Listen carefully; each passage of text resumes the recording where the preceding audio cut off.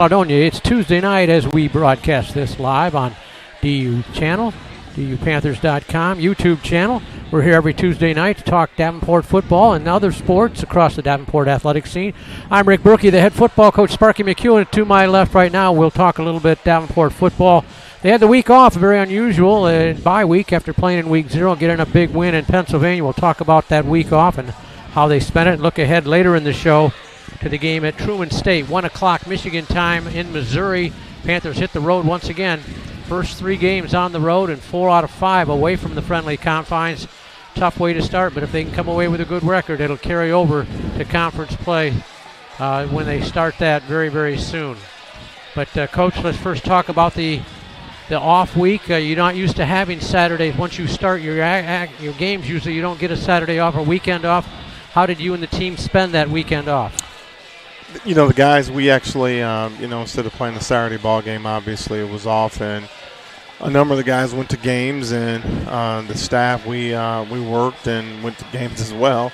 But, you had your Friday high school football, and, we get out there and get caught up on recruiting and things like that. So it was a week that was well deserved to be off because, right now I think we'll be close to full strength. When you go to the Truman game. Excuse me. When you go to watch a recruiter game, a high school game, can you pick up a lot from being in person, or does it mostly come down to what you see on tape later? Yeah, we pick up a lot. That's just part of the job description of going out and recruiting. You want to go out and you want to body type, kids and see if they, measure up to, for instance, if you get a kid bio and it says he's 6'2", but you get to the game and he's actually 5'11". Yeah. That's different. You could pick up on leadership skills that you don't see. Interactions, on film, and you could just see how he works with his teammates, and see the hustle, from whistle to whistle and in between plays. There's just so much that goes, into it. So having that opportunity to get out and go see these individuals is big for us. When you do go to watch a game, where do you like to watch the game from? Do you like to be on the sideline? Do you sit in the stands? Do you sit in the end zone? Where do you like to watch it from? Well, I'm different from most of the coaches out there. Most of the coaches, you'll go and they'll be on the sidelines, but I sit in the stands. I like to sit back in the stands and see it from a different level. You can't see as much when you're ground level there, and when you're up in the stands, I try to get a little midway up, so I can sit down and see what's going on. And before the game, I like to watch the game in pregame. I like to get by the fence at halftime just so I can body type guys and see their true size and things like that, So it's a little different for us than, when we view the game than the average fan. West Michigan's been a strong area for high school football for a number of years. Where does it rank right now in terms of what you see, maybe growing up as a player yourself, then into coaching? Is it still a real hotbed for recruiting in terms of college prospects? Always. Grand Rapids is always West Michigan for the most part. One of the things that we find in West Michigan is that the student athletes they're coached up pretty well. Okay, and we really enjoy getting those type of athletes because, sometimes you go to some of these places and the kids are, pretty talented, but the football IQ is not where you want to be in order for them to possibly get on the field sooner. And with the whole, transfer portal and NIL, era that we're in, having that student athlete that could play right away is important these days, So we like to go into places where the kids are well coached up and they understand the fundamentals of the game, and that's important, So that's a good question in regards to West Michigan, and they've always done a really good job, and we have good teams in this area. Coach, you mentioned the portal and NIL. I know I hear a lot of comments from a number of coaches that, at the top levels at least, that there's some genuine concern that with the transfer portal, guys, if they have a little bit of adversity, boom, they're gone like that. And they're concerned that this is really going to affect them in terms of their future beyond football, that they don't know how to deal with adversity. Do you share those similar concerns? No, we just, we had a 3.1 grade point average over last year. We're winning a lot of football games and we're graduating a lot of kids.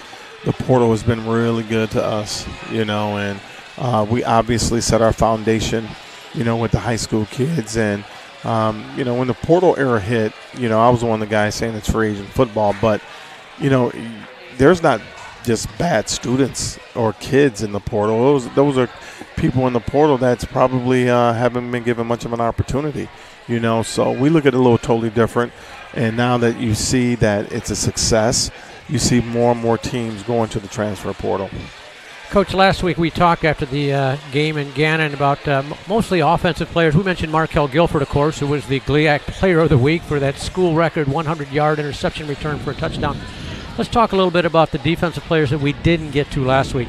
You had three different guys, Deion Johnson, Jamar Mills, Latrell Scott, that had 10 tackles each. That's a bunch. That's three guys with double digits. That doesn't happen too often.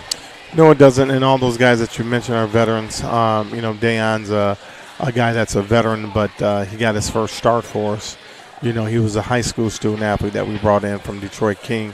He had a really good football game for us. And, both our linebackers, our two starting returning linebackers, that was the expectation, that those guys could go in there and do a really good job. And I'm glad that they did, and getting those guys back, because we lost a number of players, as you know, Rick, on defense. And getting to starting two linebackers back was big for us. A couple of your DBs, Miles Harris and Edwin Lawler, each had two pass breakups, and it seems to me that they came on key players. A couple of them on third down plays, break up. I remember one from Miles in the end zone. They seem to really come at key times, those pass breakups. This might be arguably our best secondary that we've had since we've been here. And we're going to get back, three more guys in the secondary for this game. We've got some big DBs. We've got some fast DBs. We have some physical DBs. And having those type of athletes in your secondary allows you to do some different things in the box. And that's important. That's important to us because, we're going to have to do some different things if we plan on competing for a GLIAC championship. And finally, Coach, did you do more analysis of the tape from Gannon? And if so, did you find things that you maybe didn't see the first time you looked at it? No, I mean, just, like we talked about before, it was really a strange football game. And a lot of credit has to go to Gannon for their execution. Their quarterback played huge in that game. But just like I thought, Rick, I think he suffered an injury in our game. He did not play against Saginaw Valley, the following week. And he finished our game. And it's unfortunate for him because, as you witnessed, he had over 400 yards versus us. And they could have used that against Saginaw, But I really felt like the Gannon football team was a good football team. I felt like we played hard, but we had some mistakes that we need to clean up, here on the bye week. I think we got those things cleaned up, and we're going to get ready for this huge game down in Truman. And we will talk about the Truman State Bulldogs game this Saturday afternoon when he comes back in our final segment. Coach, go have some of this great Uccello's of Caledonia food here while we'll get in and talk. We're going to talk a little men's soccer. Veteran coach Chris Hughes joins us here on the Davenport Coaches Show. Stay with us.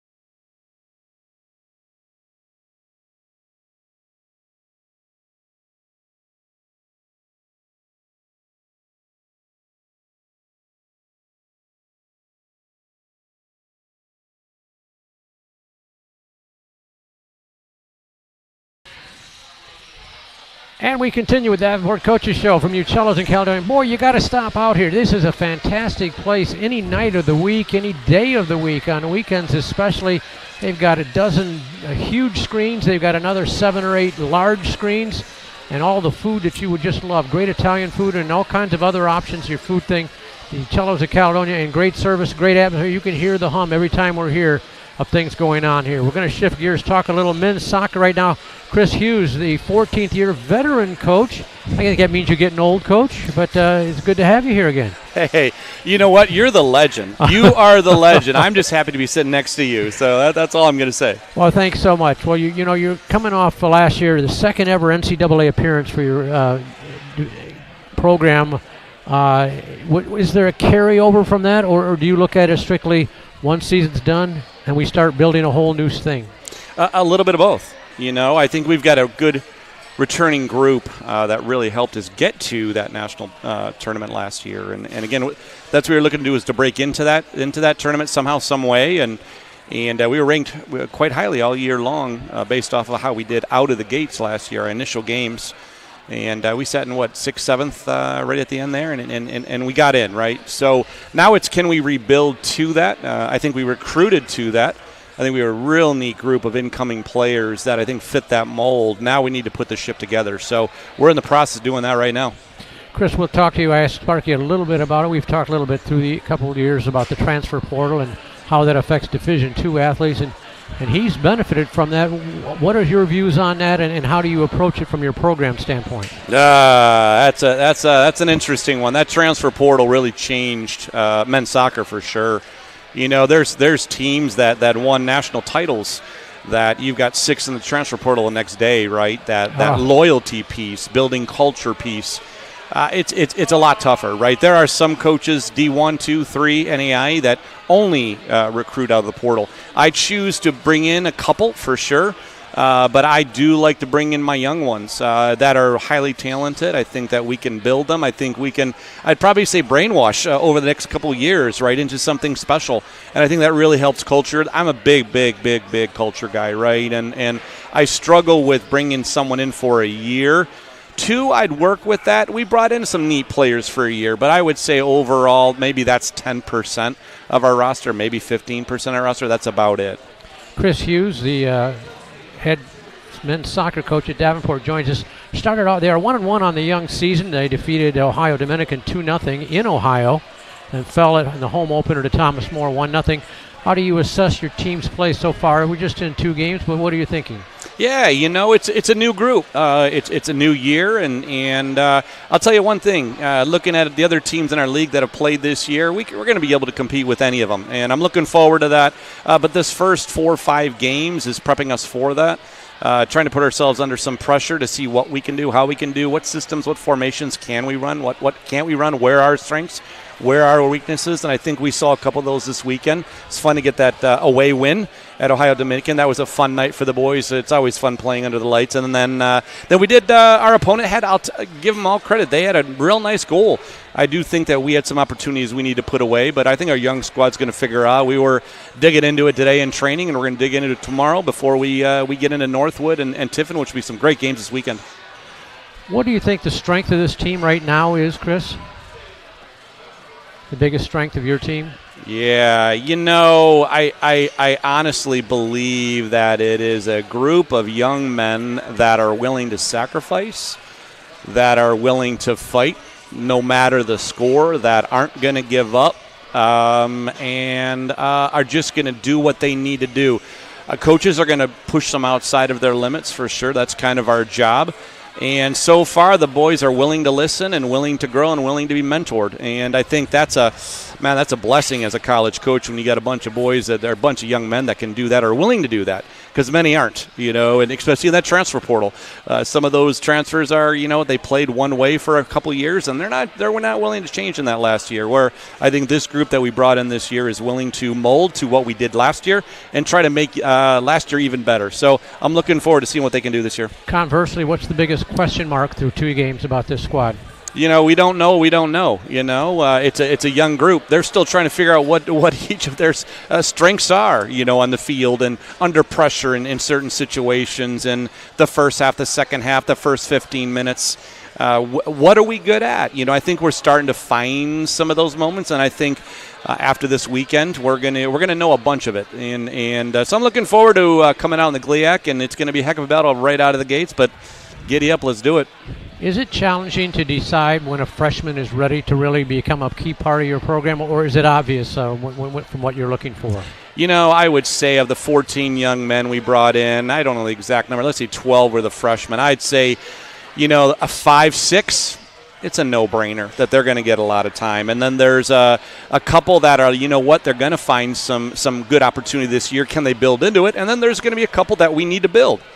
It's going to take time. Some of those, we had those discussions in the recruiting process, and it might take a year or two. But you know what? There's always that one or two surprise. You're like, didn't come from a real great club, didn't come from a great high school or whatever it be, and it has shocked us. And we're like, wow, that's a wonderful pickup. And then there's always one or two that you're like, I thought they'd come in a little stronger, didn't.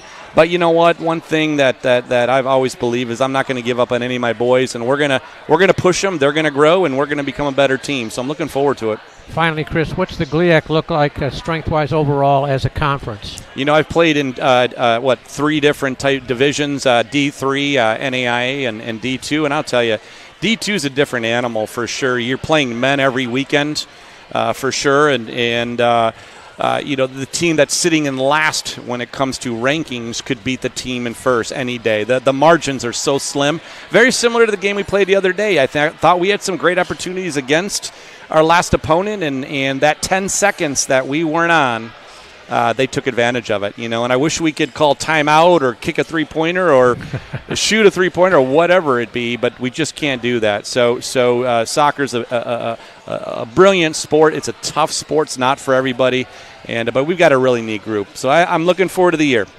All right, Chris, your next home game, I'm looking forward on my notes here. Where is it? Thursday, this Northwood, 5 p.m. Right, at the farm, right? At the farm, and then we got Tiffin coming in at noon on Saturday. Big weekend. Thursday at 5 and Saturday at noon. Yes, sir. Right there at Farmers Insurance Athletic Complex, men's soccer. Chris, always a great to get together with you and talk men's soccer. Thank you, kind sir. Appreciate you much. All right, we'll take a break, come back one more time with Sparky, talk about this week's opponent in football. Stay with us on the Davenport Coaches Show live from Uccello's in Caledonia.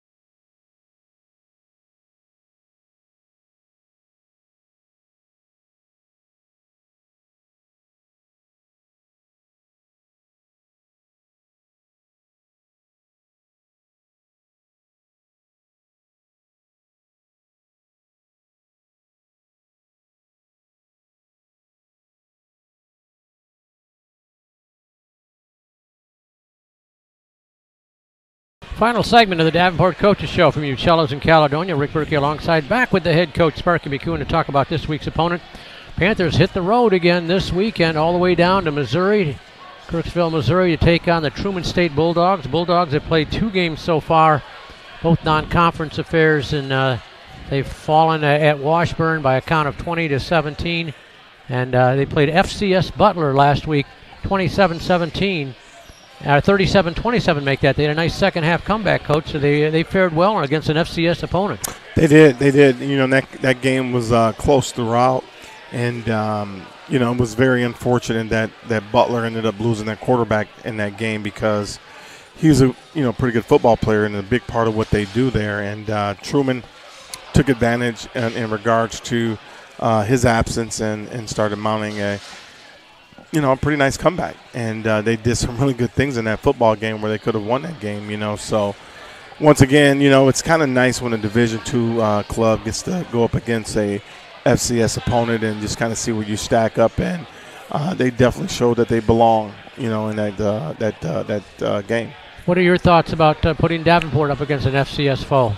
We've tried, and we've had a number of teams that inquired, and at the last minute they said no. When it comes to games like that, our guys have already told me that they would love to play an FCS program. So my job is to go out and try and get secure a game, and we definitely have talked to teams, and at the last minute, they'll back off of it. I think you'll get to the point where you don't want to go into one of those games and it's so physical that you can't get ready for your conference games. Okay? Lose a couple guys. Yeah. And then, there's guarantees financially associated with it, so it's got to work for both parties.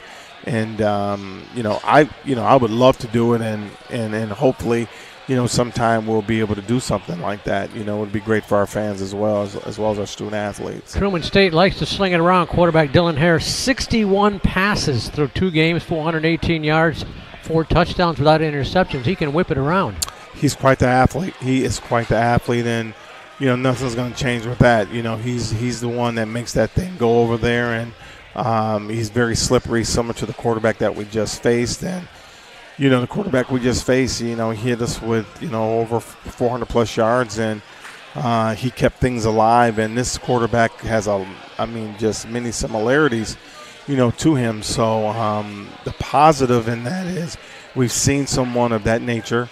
The negative is that we got to line back up and attempt to stop another athletic quarterback again. His favorite target so far, wide receiver Nathan Ryan, 4 grabs for 103 yards and 2 touchdowns for the Bulldogs.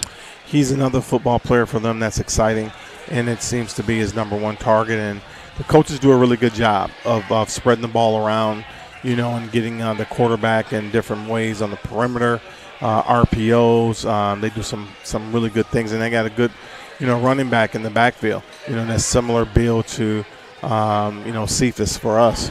So they've got some tools there, and it's a huge game. It's one of those games that now it's, in our region, Truman's always up for the GOVC championship. Just because they're 0-2 there. That other losses to an MIAA opponent, which is one of the toughest conferences, in the country. This has no bearings on their conference games, so they play some really good opponents, and, they're not going to see anything from us that they haven't seen from the other 2 opponents. Our goal is to go in there and take care of the football, put pressure on, their passer, protect our passer, and hopefully we can run the football and take care of it. Who is toughest to prepare for, back to wide receivers? A guy who's got great speed or great athleticism, or a guy who's just a possession catch kind of guy? Speed kills. That's what we look for. We look for guys that can run. And, we're getting some guys back this week that can run, so it's one of those deals where when you have the opportunity to have some athletes with some speed, you can just do some different things, Rick, Nothing away from possession receivers or good athletes and things like that, but whenever you have the opportunity to stretch the defense, it poses a problem. There's so many things that has to go into stopping, a guy with a lot of speed like that. And, so it's a great question, but I think speed, when you ask any coach, they're going to tell you they would love to have it. Is there a guy or two who, going into game one, that the coaching staff, you yourself specifically, or maybe one of your coordinators or assistants, weren't really that sold on, and then in the game itself really stepped up and thought, what, hey, this guy's closer to it than we thought? Another good question, because you go into that opener and your mindset is, we had a number of guys that transferred in, and then we had a lot of youngsters, that have stepped up, and it's their turn. So we have expectations of our guys to go out and compete hard and get after it, but at the end of the day, you really want to see what you got. And offensively, we didn't have a lot of football plays in that game, as you were aware. Defensively, I saw way too much of my defense on that day, to be honest with you. I wish we would have had a few more reps on offense, but this week number 2 for us, it's a big one. All right, finally, let's talk about the travel plans and you know, when you'll head out and get a practice in before. What's it look like? Well, we're at it today. We got a couple more days to implement our scheme, our game plan, and polish that thing up, and then we'll be out of here on a long bus trip, as you know, another long bus trip, and we're getting those miles up there. And we do a good job in our travel and getting away on the road and getting our guys to settle in and understand what the mission is. We do a really good job of getting their focus, getting their attention, you know. So we'll do that. We'll get them comfortable, and then we'll have a practice while we're on the road. And then we'll go out and play a very, very good Truman game. That team is going to be playing a game for their first home contest, so they'll be fired up and excited to go before their home crowd. And then we will come back 1 week from tonight, Tuesday night at 7 o'clock here at Uccello's in Caledonia, and hopefully talking about another Panther victory, Coach. It would be nice. It would be nice. All right, that's going to wrap it up here from Uccello's. Thanks to Coach Sparky McEwen. Chris Hughes, the men's soccer coach, always nice visiting with him as well. So till